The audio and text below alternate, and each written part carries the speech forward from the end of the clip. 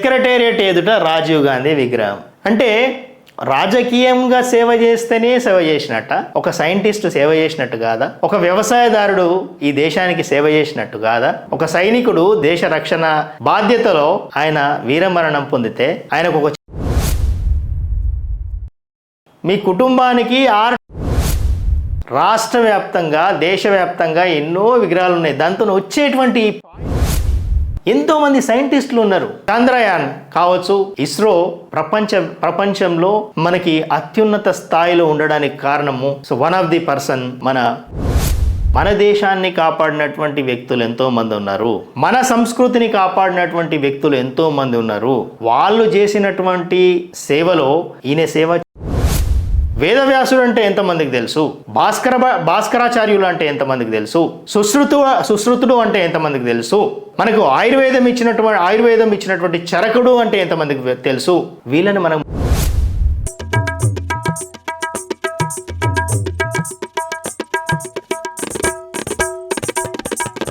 Secretariat ఎదుట రాజీవ్ గాంధీ విగ్రహం. ఇక మొదలైంది రాజకీయం.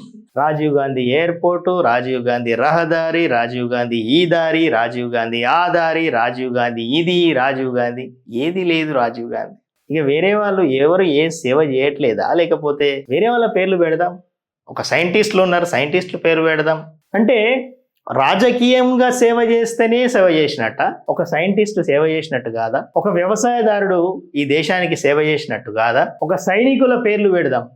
ఒక సైనికుడు దేశ రక్షణ బాధ్యతలో ఆయన వీరమరణం పొందితే ఆయనకు ఒక చిన్న జస్ట్ ఏదో ఇచ్చేసి పంపిద్దామా? ఇట్లాంటి వాటి పేరు పెడితే చాలా బాగుంటుంది కదా. నిజంగా ప్రజలు ఏది కూడా కోరుకోవట్లేదు. ఇట్లాంటి బంద్ చేయండి. ఈ అపీజ్మెంట్ అంటే ఇది ప్రజలకు అపీజ్మెంట్ కూడా కాదు, మళ్ళా ఆ కుటుంబానికి అపీజ్మెంట్. మీ కుటుంబానికి ఆర్ ట్యాక్స్ పోతుంది. ఆర్ ట్యాక్స్ అంటే మీకు తెలుసు ఆల్రెడీ. మన తెలంగాణ నుంచి ఏదైతే వాళ్ళకి ఇవ్వాలనో, నేను పూర్తిగా చెప్తలేను మీకు, సో మీకు తెలుసు కాబట్టి సగమే చెప్తున్నా.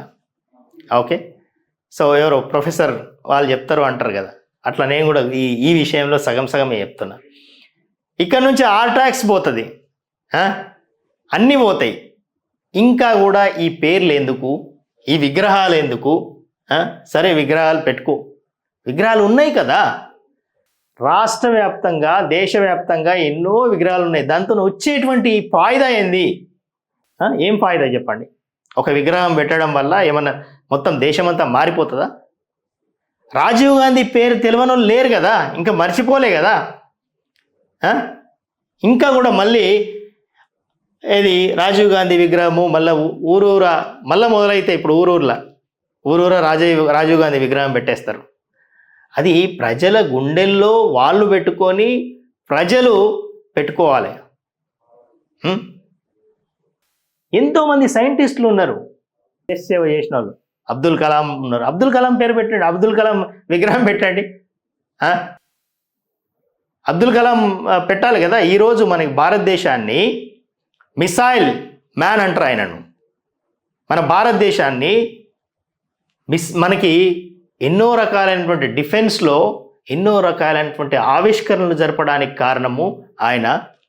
అండ్ చంద్రయాన్ కావచ్చు, ఇస్రో ప్రపంచంలో మనకి అత్యున్నత స్థాయిలో ఉండడానికి కారణము వన్ ఆఫ్ ది పర్సన్ మన అబ్దుల్ కలాం గారు.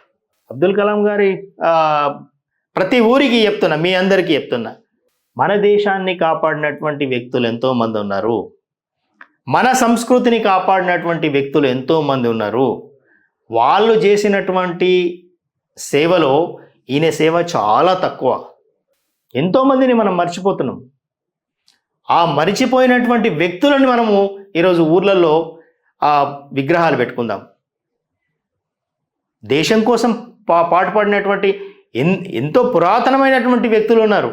ఆ సైంటిస్టుల పేర్లు పెట్టుకుందాం. వాళ్ళు కనీసం మన దేశ సంస్కృతిని కాపాడినటువంటి, లేకపోతే మనం మొన్ననే మాట్లాడుకున్నాం, ఋషులు ఉన్నారు, యోగులు ఉన్నారు, మన భారతీయ సంస్కృతిని ప్రపంచవ్యాప్తం చేసినటువంటి వ్యక్తులు ఉన్నారు. ఆ వ్యక్తుల యొక్క విగ్రహాలు పెట్టుకుందాం. రాజీవ్ గాంధీని మర్చిపోలే, ఇంకా మొన్ననే అయిపోయింది మనకు. వేదవ్యాసుడు అంటే ఎంతమందికి తెలుసు? భాస్కరాచార్యులు అంటే ఎంతమందికి తెలుసు? సుశ్రుతుడు అంటే ఎంతమందికి తెలుసు? మనకు ఆయుర్వేదం ఇచ్చినటువంటి చరకుడు అంటే ఎంతమందికి తెలుసు? వీళ్ళని మనం మర్చిపోకూడదు కదా. ఒక ఆవిష్కరణ చేయాలంటే తన జీవితాన్ని మొత్తము, అనుభవ సారాన్ని మొత్తం కూడా ఒక ఆవిష్కరణలో పెట్టాల్సి వస్తుంది. ఒక జీవితం మొత్తం, ఆ జీవితం మొత్తం ఫనంగా పెడితే ఒక ఆవిష్కరణ, ఒక మ్యాథమెటిక్స్ కావచ్చు, ఒక పొలిటికల్ ఫిలాసఫీ కావచ్చు, లేకపోతే మనం చేసినటువంటి ఆవిష్కరణలు ఎన్నో ఉన్నాయి.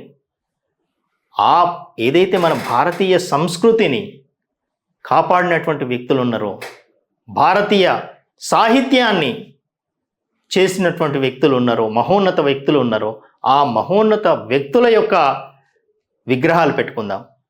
అంతేగాని మళ్ళీ మనకు ఈ కుటుంబ పాలన, కుటుంబము ఈ కుటుంబం ఎప్పుడైతే పోతుందో అప్పుడు మన భారతదేశం బాగుపడుతుంది. అది మరి ఎట్లా పోతుందో, ఆ జాడ్యం ఎట్లా వదులుతుందో అర్థం కావట్లేదు. సో మీరందరూ కూడా కామెంట్స్ పెట్టండి. ఇది వద్దని కామెంట్స్ పెట్టండి. ఈ ప్రతి పేరు రాజీవ్ గాంధీ, ఇందిరాగాంధీ, నెహ్రూ తగ్గిపోయింది. ఇప్పుడు ఇంకా కూడా ఉన్నాయి. మళ్ళీ ఇప్పుడు మనము కాంగ్రెస్ ఈయన చరిత్ర అని చెప్పేసి మనం నెహ్రూ అని అంటే వాళ్ళకు కూడా గుర్తొచ్చి ఆయన నెహ్రూ పేరు కూడా పెడతారు. మళ్ళా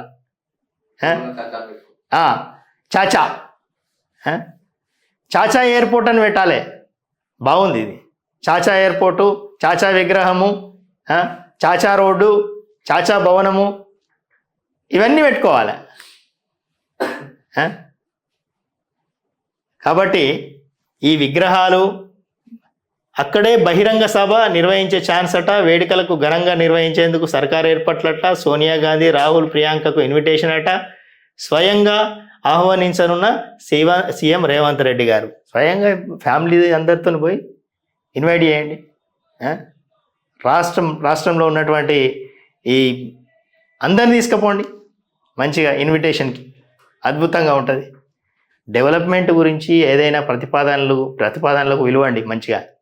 అంతేగాని మీరు ఇచ్చినటువంటి 6 గ్యారంటీలు కాదు, ఇది 420 వాగ్దానాలు ఏవైతే ఉన్నాయో ఆ 420 వాగ్దానాల కోసం మళ్ళీ విలువండి.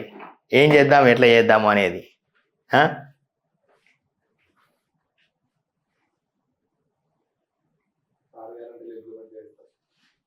6 గ్యారంటీలు ఇంప్లిమెంటేషన్ ఎక్కడికి వచ్చినాయి?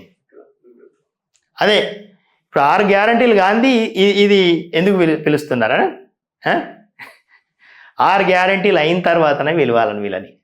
6 గ్యారంటీలు మొత్తం ఇంప్లిమెంటేషన్ అయిన తర్వాతనే వీళ్ళని డబ్బులు ఏడికెళ్ళి తీసుకొస్తారు వాళ్ళు. డబ్బులు ఇవ్వమని చెప్తాం.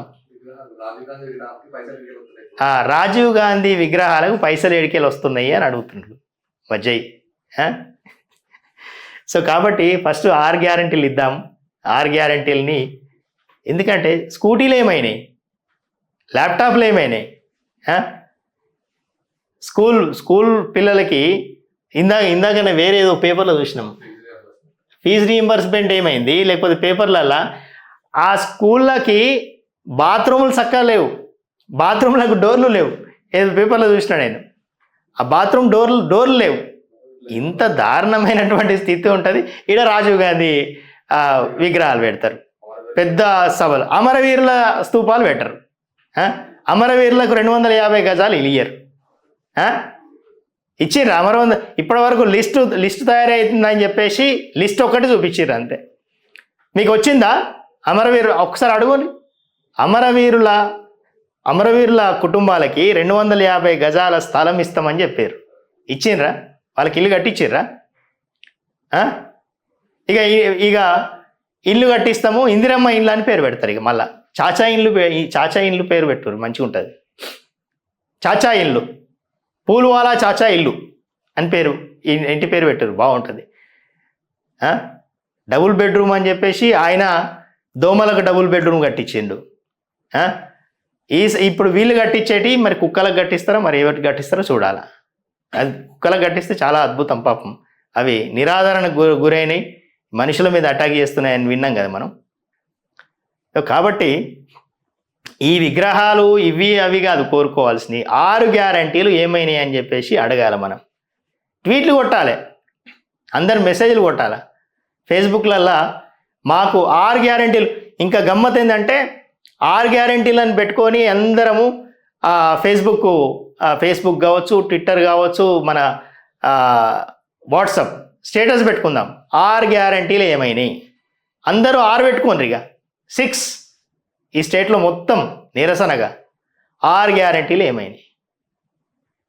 సో ఈ 6 గ్యారంటీలు అటే పోతాయి. ఏదో నిన్న మొన్ననే అన్నారు మళ్ళీ బస్సు తీసేస్తామని చెప్పేసి, 6లకెళ్ళి మళ్ళీ ఒకటి 6 పారైపోతుంది. అది అట్లే ఒక్కొక్కటి తగ్గిస్తారు వాళ్ళు.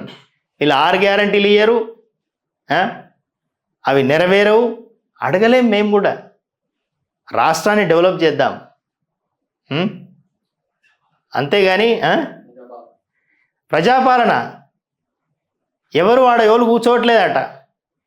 మనకి మెసేజ్లు వస్తున్నాయి కదా, మనకి ప్రజాపాలన ఏమైంది అని అడుగుమని చెప్పేసి మెసేజ్లు వస్తున్నాయి. ప్రజాపాలనలో ఇన్ని కట్టలు కట్టుకొని పోయారు కాంప్లైంట్స్. ప్రశ్నలుగానే పోయినాయి, సమాధానాలు లేవు.